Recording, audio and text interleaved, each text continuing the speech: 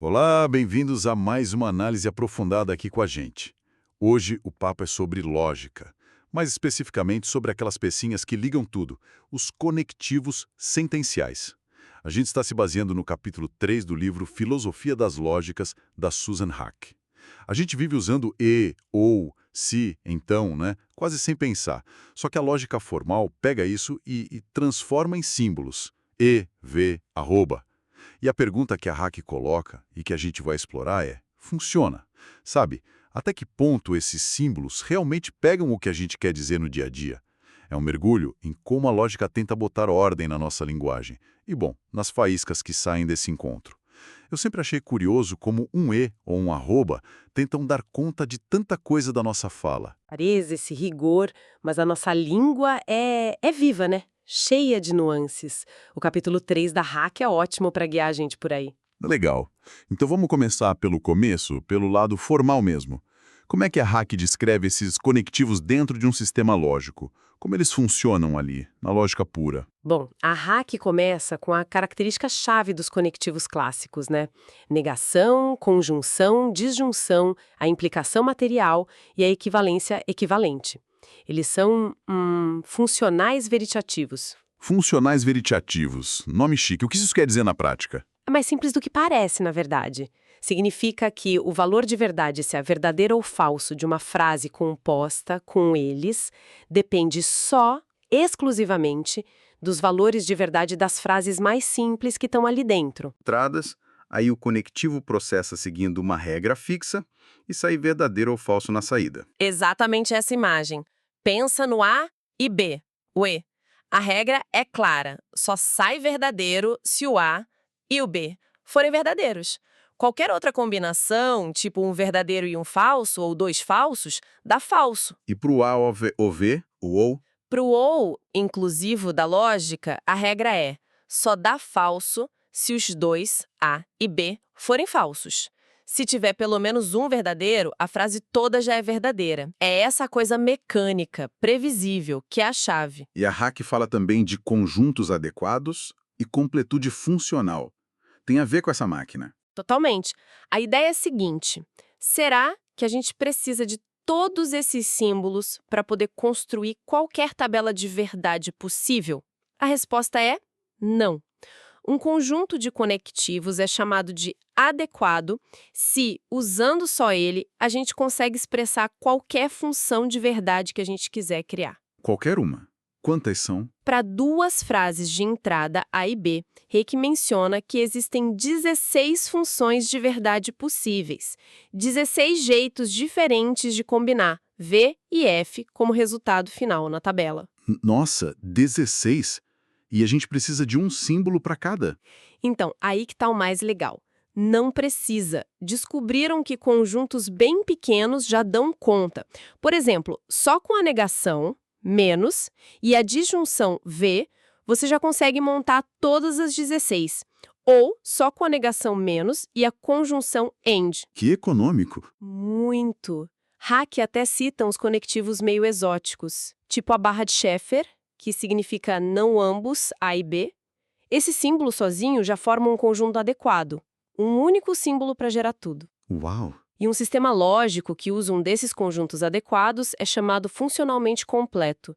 Isso significa que ele tem todo o poder expressivo que esse tipo de lógica, baseada só em verdade e falsidade, pode ter. Peraí, isso é muito interessante. Quer dizer que dois sistemas lógicos que usam símbolos diferentes de partida, tipo um que usa menos i e outro que usa, sei lá, menos i e entrão, podem acabar sendo Equivalentes em poder. precisamente.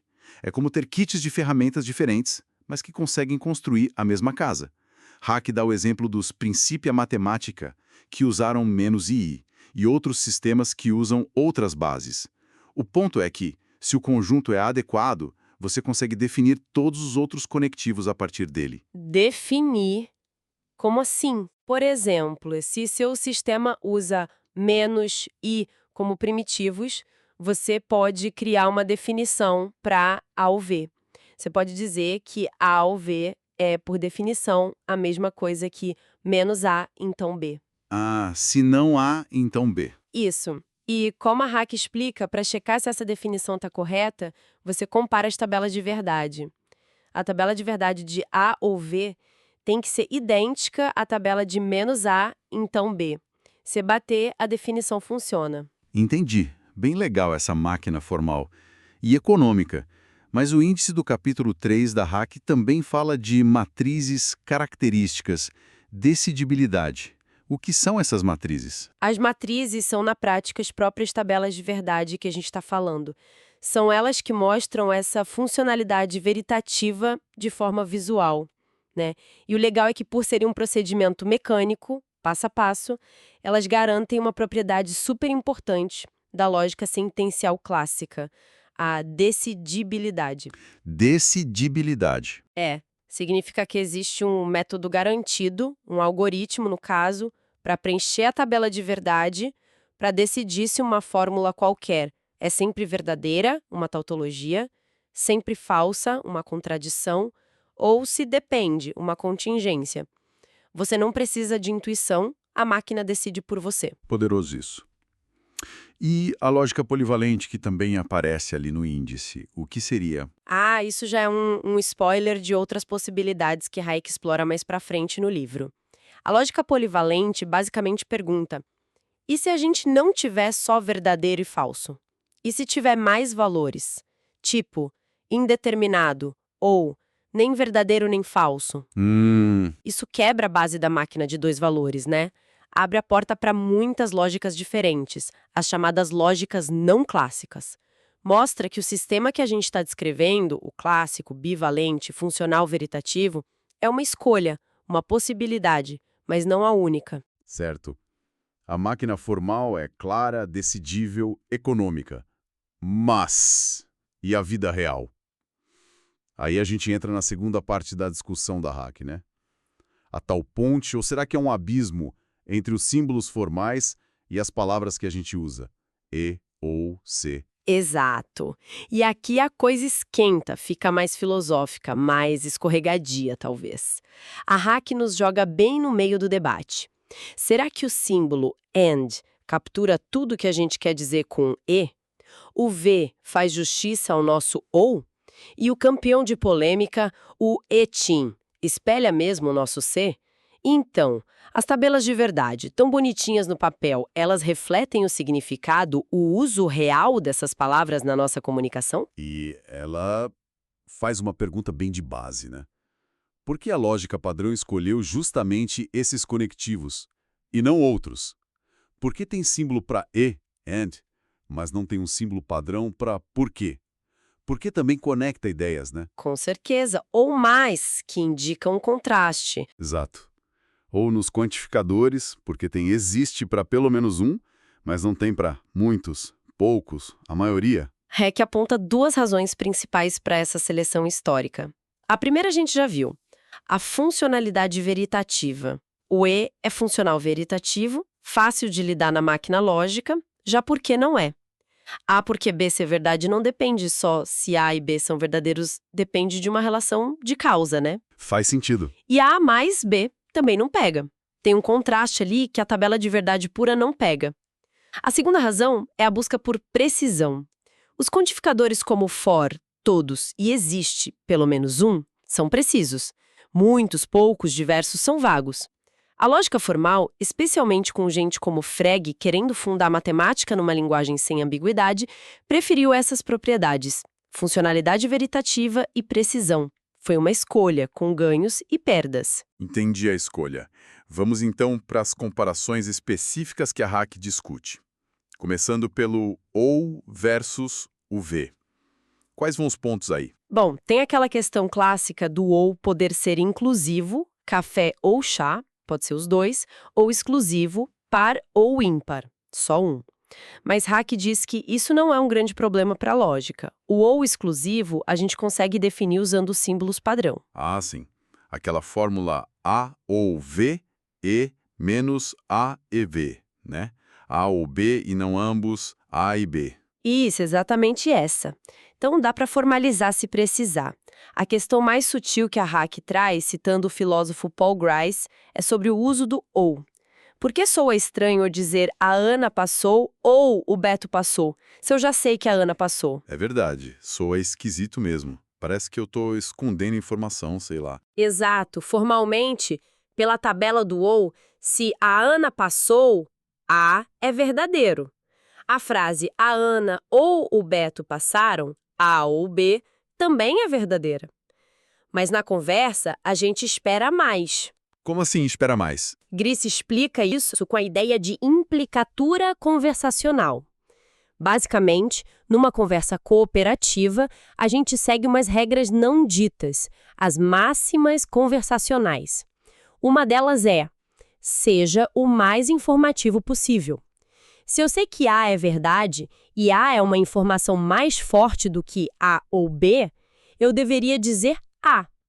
Ao dizer A ou B, eu dou a entender, eu implico, que eu não sei qual dos dois é verdade. Ah, então a estranheza não vem da lógica em si, mas da regra da conversa. Exatamente.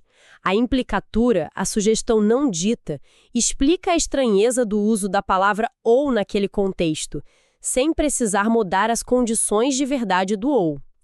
A lógica pega o esqueleto da verdade, a pragmática da conversa veste a carne do uso apropriado. Genial essa explicação de Grice. Resolve bem pro ou. Mas agora vamos pro olho do furacão, né? O ponto que a Hack diz ser o mais crítico. Se então versus o a então, a implicação material. Por que essa relação é tão tensa? Ah, o sim, então esse sim dá pano pra manga. Olha, acho que quase todo mundo concorda numa direção. Se a gente acha que uma frase se A então B é verdadeira, no nosso uso comum, parece razoável que a fórmula lógica A então B também seja. O problema é a volta. A volta, como assim? A tabela de verdade do A então B diz que essa fórmula é verdadeira em duas situações principais: quando o consequente B é verdadeiro ou quando o antecedente A é falso. Peraí, quando o A é falso, a implicação A então B é sempre verdadeira. Não importa o que seja o B. Exatamente. E aí surgem os tais paradoxos da implicação material. Paradoxos? Que tipo de coisa estranha isso gera? Coisas como a frase se a lua é feita de queijo, falso, então 2 mais 2 igual a 5, falso, é verdadeiro na lógica, porque o antecedente é falso, e a frase se a lua é feita de queijo, falso, então Paris é a capital da França, verdadeiro, também é verdadeiro, pelo mesmo motivo. Mas isso não faz sentido nenhum, não tem conexão nenhuma entre a lua ser de queijo e matemática ou geografia. Pois é, outro paradoxo. Se chove, verdadeiro ou falso, então 2 mais 2 igual a 4, verdadeiro. É sempre verdadeira na lógica, só porque o consequente, 2 mais 2 igual a 4, é verdadeiro. Não importa se está chovendo ou não. O então só olha para os valores de verdade, ignora totalmente a conexão de conteúdo, a relevância, a causalidade que a gente normalmente espera num se então. Caranga, e como a filosofia lida com essa esquisitice toda? O que a Hack apresenta como reações? Ela menciona várias tentativas. Uma, mais antiga, de um lógico chamado Ferris, tentou argumentar que o nosso se A então B informal podia ser derivado do A então B formal. Mas a Hack critica, dizendo que essa derivação era meio confusa, misturava os níveis de linguagem. Ok, essa não colou muito. O que mais? Outra saída é apelar de novo para o Grice e para as implicaturas conversacionais. A ideia seria dizer, olha, afirmar se A então B, quando não tem conexão real entre A e B, mas A é falso ou B é verdadeiro, não é logicamente errado de acordo com o ou, mas é conversacionalmente muito esquisito. Viola a máxima de relevância, talvez. É como dizer algo verdadeiro, mas totalmente fora de propósito. É uma tentativa de salvar o ou dizendo que o problema está no uso, não na lógica em si. É uma linha de defesa, sim. Outra possibilidade é pensar que a nossa palavra ser é, na verdade, ambígua. Talvez ela tenha vários significados diferentes na linguagem natural e só um deles, talvez o condicional mais básico, se aproxime um pouco do e. Outros usos, como condicionais contrafactuais, se eu tivesse estudado, claramente não se encaixam e precisam de outra análise lógica. Faz sentido, a gente usa C de jeitos bem diferentes mesmo. E aí vem a reação mais radical, digamos assim. Se o E não funciona bem, vamos criar lógicas com implicações diferentes. O se lá, o is lá, no começo do século XX, propôs a implicação estrita. A ideia era dizer que se A, então B, significa algo mais forte. É necessário que A, então B. Ou seja, não basta ser verdadeiro por acaso, tem que ser verdadeiro em todas as situações possíveis. Ah, isso parece exigir uma conexão mais forte. Resolve os paradoxos. Resolve alguns, mas cria outros, os chamados paradoxos da implicação estrita. Por exemplo, uma proposição impossível, tipo PI menos P, implica estritamente qualquer outra proposição. E uma proposição necessária, tipo PU menos P, é implicada estritamente por qualquer outra. A gente ainda não captura bem a ideia de relevância. Puxa. Isso levou ao desenvolvimento de áreas inteiras da lógica, como as lógicas da relevância, que tentam colocar como requisito formal que o antecedente A tem que ser relevante para o consequente B. Essas lógicas são bem críticas tanto da implicação material quanto da estrita, e às vezes questionam até a funcionalidade veritativa de outros conectivos, como o ou. Nossa, então a busca por formalizar o C, então abriu uma verdadeira caixa de Pandora na lógica, gerando debates e sistemas alternativos. O quadro que a Hack pinta então é esse.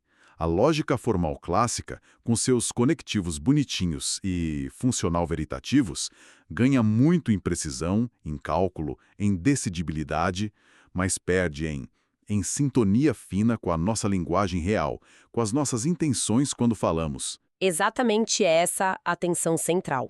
A formalização é sempre uma modelagem, e todo modelo simplifica, escolhe o que representar e o que deixar de fora.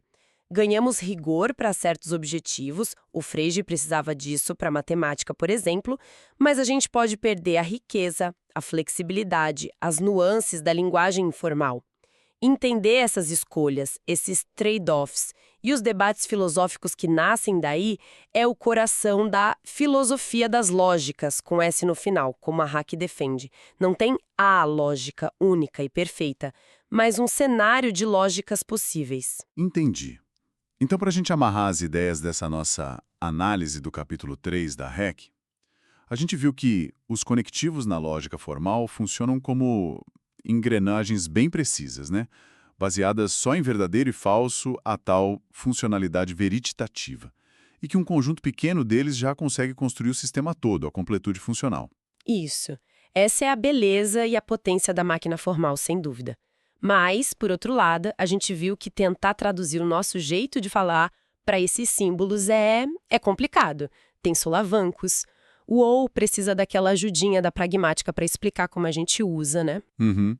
E o se, então, bom, esse gera os paradoxos da implicação material e abre um debate filosófico enorme que chega a motivar a criação de lógicas totalmente novas como os de relevância. Fica bem claro, então, que a escolha pelos conectivos padrão que a gente usa na lógica clássica foi muito guiada por uma busca por propriedades formais que fossem úteis, né?